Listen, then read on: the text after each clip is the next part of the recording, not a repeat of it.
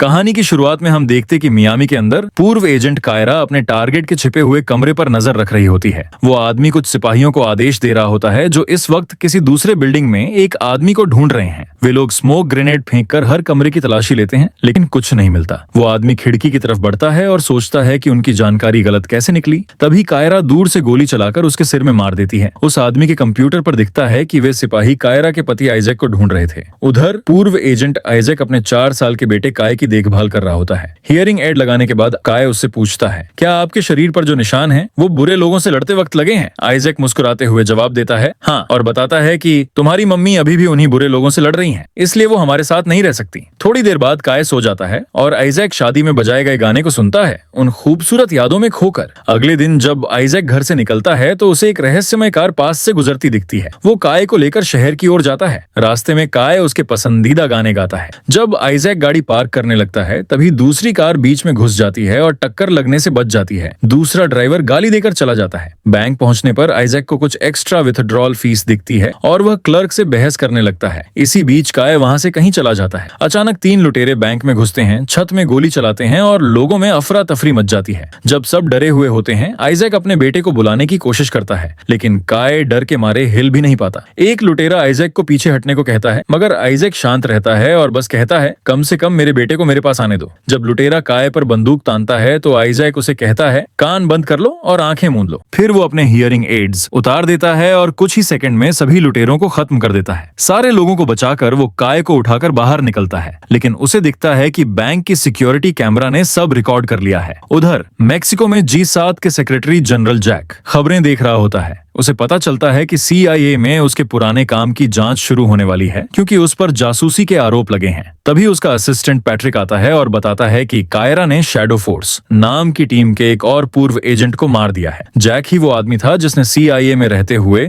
Shadow force team बनाई थी और उन्हें गुप्त मिशनों पर भेजता था। कायरा और आइजैक दोनों इसी टीम का हिस्सा थे, लेकिन अब कायरा अपने पुराने साथियों को एक एक करके खत्म कर रही है। 12 सदस्यों में से अब सिर्फ 5 बचे हैं। पैट्रिक ये भी बताता है कि बैंक के कैमरे में आइजैक दिखाई दिया है। जैक जब फुटेज देखता है तो काय उनका बेटा को पहचान जाता है। उसे याद आता है कि इस जोड़े ने टीम इसलिए छोड़ी थी क्योंकि कायरा प्रेग्नेंट थी और वो अपने बच्चे को बचाना चाहते थे। अब जैक अपने लोगों को आदेश देता है कि उन्हें पकड़ो और उनके सिर पर $50 मिलियन का इनाम रख देता है। उधर स्पेन में एजेंट एंडी अपने बॉयफ्रेंड और टीममेट एंक को बास्केटबॉल खेलते देख रही होती है। एंक किसी खिलाड़ी से बहस करने लगता है तो एंडी उसे याद दिलाती है कि वे दोनों अंडरकवर हैं। वे दोनों इंस्पेक्टर जनरल ऑफिस के लिए काम करते हैं और शैडो फोर्स के सदस्यों की तलाश में हैं। तभी एंडी को बैंक की वही फुटेज मिलती है। इसी बीच जैक G7 के कुछ बड़े नेताओं के साथ मीटिंग करता है। वो उन्हें समझाता है कि 8 साल पहले अमेरिकी सरकार ने उसे एक गुप्त प्रोग्राम शैडो फोर्स चलाने को कहा था, जो दुनिया भर में गोपनीय मिशन अंजाम देता था। इसी दौरान एजेंट आइजैक और कायरा को एक दूसरे से प्यार हो गया, जो टीम के नियमों के खिलाफ था, इसलिए उन्हें बाहर निकाल दिया गया। लेकिन जाते जाते वो संवेदनशील CIA डेटा अपने साथ ले गए थे, इसलिए उनके सिर पर पहले से ही इनाम था और अब जैक ने उस इनाम को दोगुना कर दिया। उधर आइजैक और काय कोलंबिया भाग जाते हैं। घने जंगलों से गुजरने के बाद वे एक पुराने डूबे हुए केबिन में पहुंचते हैं, जहां वे कुछ समय के लिए छिपने वाले हैं। आइजैक पहले जगह की जांच करता है कि कोई अंदर तो नहीं है, फिर काय को अंदर लाता है। रात के खाने पर काय पूछता है, पापा, आपने लड़ाई के समय अपने हियरिंग एड क्यों उतारे थे?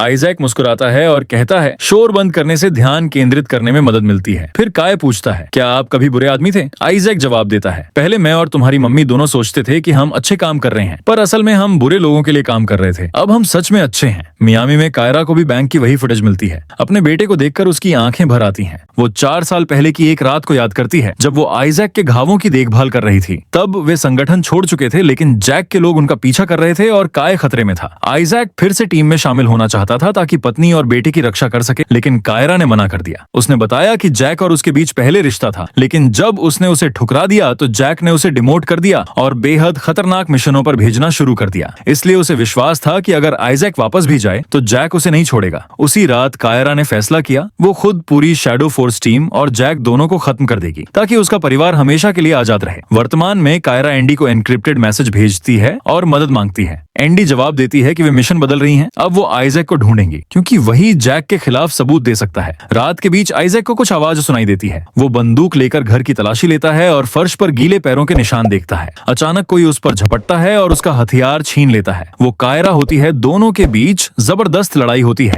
वे एक दूसरे पर फर्नीचर, दीवार, जो भी हाथ आता है उससे हमला करते हैं। पूरा घर तहस नहस हो जाता है। लेकिन तभी काय उन्हें देख लेता है। शुरुआत में वो कायरा को पहचान नहीं पाता, मगर जैसे ही कायरा कहती है मैं तुम्हारी माँ हूँ, वो दौड़कर उससे लिपट जाता है और कहता है मैंने आपको बहुत मिस किया। उधर जैक अपने घर में शैडो फोर्स के बचे हुए सदस्यों को इकट्ठा करता है और घोषणा करता है कि कायरा और आइजैक पर इनाम अब बढ़ाकर $100 मिलियन कर दिया गया है। वो सबको खुला समर्थन देने का वादा करता है ताकि इस मिशन को किसी भी कीमत पर पूरा किया जा सके। एक जासूस एवरी से जैक को वो जरूरी जानकारी मिल जाती है जिसकी मदद से एजेंट्स कायरा और आइजैक को ढूंढ सकते हैं। सुबह कायरा को पता चलता है कि उसका बेटा काय नींद में चलने की बीमारी से ग्रसित है। वो आइजैक को बताती है कि उसने उन सभी एजेंट्स को मार डाला जो उसके करीब पहुंच गए थे, लेकिन अब जैक ने आधिकारिक तौर पर अपनी टीम इकट्ठी कर ली है और वे दोनों का शिकार करने वाले हैं। ये सुनकर आइजैक कहता है अब हमें पलटकर लड़ना होगा, लेकिन इसके लिए मदद चाहिए। कायरा सुझाव देती है कि वे एंडी और अंक सोइल एंग से मदद मांग सकते हैं, पर आइजैक मना कर देता है। वे सरकारी एजेंट हैं, उनके हाथ बंधे हुए हैं। दोनों में फिर बहस होती है और गुस्से में आइजैक वहां से चला जाता है। थोड़ी देर बाद दोनों बेसमेंट में जाकर शूटिंग प्रैक्टिस करते हैं। कायरा हर निशाने के बीचों बीच गोली मारती है, जबकि आइजैक का निशाना कुछ इंच चूक जाता है। वो कहता है मैं अब पहले जैसा एक्टिव नहीं रहा, इसलिए प्रैक्टिस छूट गई है। कायरा मजाक में कहती है तुम हमेशा से बुरे निशानेबाज रहे हो, और अपने कंधे का निशान दिखाती है जो उसकी गलती से लगा था। जब कायरा कमरे से चली जाती है, आइजैक फिर से गोली चलाता है और इस बार वह बिल्कुल केंद्र में निशाना लगाता है। इसके बाद आइजैक एंडी और अंक के साथ काम करने को राजी हो जाता है। कायरा उसे अपनी टैक्टिकल बुलेट प्रूफ कार दिखाती है जो उसने साथ लाई थी। अब उन्हें तब तक इंतजार करना होगा जब तक एंडी संपर्क न करे। इस बीच उन्हें लगातार मूव करते रहना होगा। उधर एंडी और अंक कोलंबिया जाने के लिए हवाई जहाज में होते हैं। फ्लाइट के दौरान एंडी अपनी छुपी हुई कैमरा फीड देखती है और नोटिस करती है कि एक एजेंट बातचीत का विषय अचानक गैर कानूनी कामों से मौसम पर बदल देता है। वह सोचती है कि शायद किसी ने उसे खबर कर दी है, लेकिन अंक कहता है वो बस अपनी पहचान छुपा रहा है। कार में कायरा और काय आइजैक का पसंदीदा गाना गाते हैं, पर वे इतने बेसुरे होते हैं कि आइजैक अपना एक हियरिंग एड बंद कर देता है। थोड़ी देर बाद जब कार धुंध वाले इलाके में पहुंचती है तो रडार दिखाता है कि पीछे कुछ वाहन उनका पीछा कर रहे हैं। कायरा तुरंत काय को एक गुप्त कंपार्टमेंट में छिपाती है और कहती है जब तक मम्मी पापा बुरे लोगों को संभालते हैं तुम यहीं चुपचाप रहो। वह उसके कानों में हेडफोन लगा देती है ताकि उससे बात कर सके। अब जब काय सुरक्षित है, आइजैक कार की स्पीड बढ़ा देता है। पीछे से 6 मोटरसाइकिलों पर दुश्मन उनका पीछा कर रहे होते हैं। वे फ्लेयर्स हमला करते हैं जिससे कार की खिड़कियां टूट जाती हैं। एक फ्लेयर बोनट पर गिरता है और आइजैक कुछ देर के लिए आगे नहीं देख पाता। तभी एक कार उन्हें पकड़ लेती है, लेकिन अचानक एक ट्रक आता है और उस कार को कुचल देता है। फिर वही ट्रक उनकी गाड़ी को पीछे से टक्कर मारता है। अब कायरा रूफ हैच से बाहर निकलती है और पलटकर गोली चलाने लगती है। ट्रक पर उसकी गोलियां असर नहीं करती क्योंकि वो बुलेट प्रूफ है, इसलिए कायरा ग्रेनेड दागती है जिससे ट्रक के आगे आग लग जाती है। आइजैक कार को साइड में घुमाता है और कायरा ट्रक के पीछे वाले हिस्से को भी जला देती है। कुछ सेकंड में ट्रक धमाके से उड़ जाता है और आइजैक कार को विस्फोट से बचाते हुए आगे निकाल लेता है, लेकिन आगे सड़क पर दुश्मनों का जाल बिछा होता है। गोलियों की बारिश शुरू होती है। एक गोली कार के टायर में लगती है और कार फिसलकर पहाड़ी से लुढ़कती हुई नदी में गिर जाती है। थोड़ी देर बाद जैक की टीम नदी में लाशें खोजती है, लेकिन परिवार पहले ही निकल चुका होता है और जंगल में छिप जाता है। वे एक पुरानी खदान में छिपते हैं और सोचते हैं कि किसी ने उनकी जानकारी लीक की है। कायरा कहती है कि उसने हमेशा उन पर नजर रखी थी। आइजैक बताता है कि उसे पहले से पता था,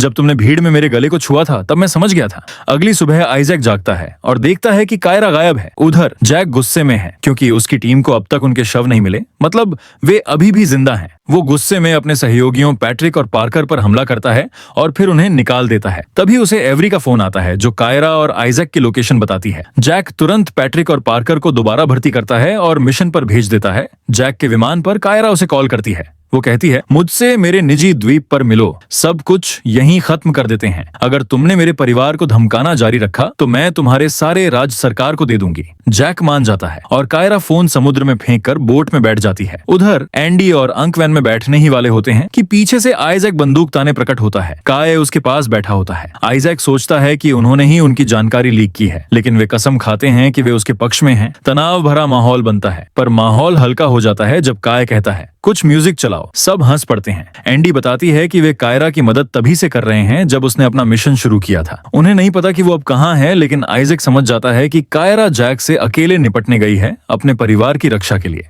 अंक और एंडी आइजैक और काय को अपने सेफ हाउस ले जाते हैं। दूसरी तरफ कायरा जैक के प्राइवेट आइलैंड पर पहुंचती है। पैट्रिक और पार्कर उसकी तलाशी लेते हैं कि उसके पास हथियार न हो। वो जैक से मिलती है और उससे फ्लर्ट करने लगती है। कहती है थोड़ी प्राइवेसी चाहिए। जैक अपने गार्ड्स को बाहर भेज देता है। फिर कायरा उसे झांसा देकर उसके कोट में छिपी बंदूक निकाल लेती है और गोली चला देती है। जैक गिर जाता है, लेकिन जब पैट्रिक और पार्कर अंदर आते हैं वो उन्हें भी निशाने पर रखती है। दुर्भाग्य से जैक बुलेट प्रूफ जैकेट पहने होता है और जल्दी ही संभल जाता है। उसके लोग कायरा को घेर कर पकड़ लेते हैं। जैक उसे थप्पड़ मारता है और कैद कर लेता है। सेफ हाउस पर अचानक दरवाजा उड़ जाता है। शैडो एजेंट्स घुसते हैं और आइजैक पर हमला करते हैं। उसे सीढ़ियों से नीचे फेंक देते हैं। फिर उसे बांधकर द्वीप पर कायरा के पास लाया जाता है। वहाँ पैट्रिक, पार्कर और उनका बेटा काय भी होते हैं। जल्द ही वे एंडी को भी पकड़ लाते हैं और खुलासा करते हैं कि असली गद्दार अंक ही है, जिसका असली नाम एवरी है। जैक दोनों पर चिल्लाता है, तुम दोनों ने मुझे धोखा दिया। अब तुम्हारे बेटे के सामने तुम्हें मारूंगा ताकि वही नई शैडो फोर्स का सदस्य बने। कायरा रोते हुए बाकी एजेंट्स को बताती है कि जैक ने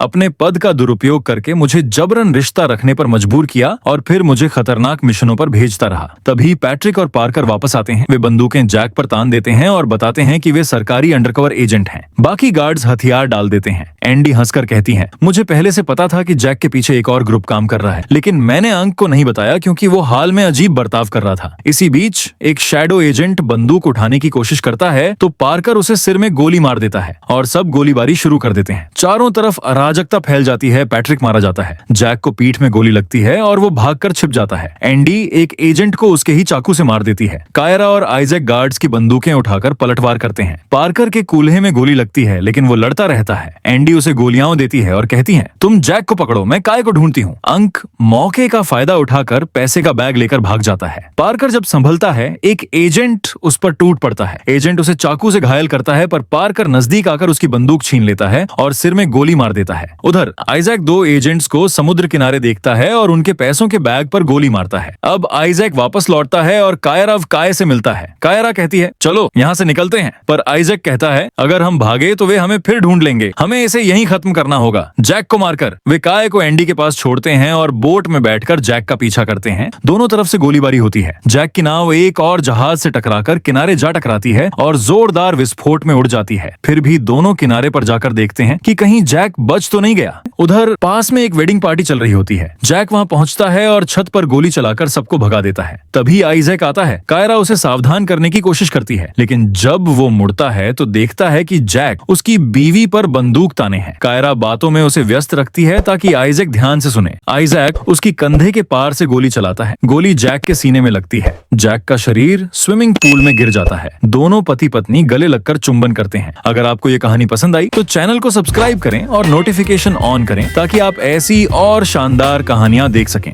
धन्यवाद।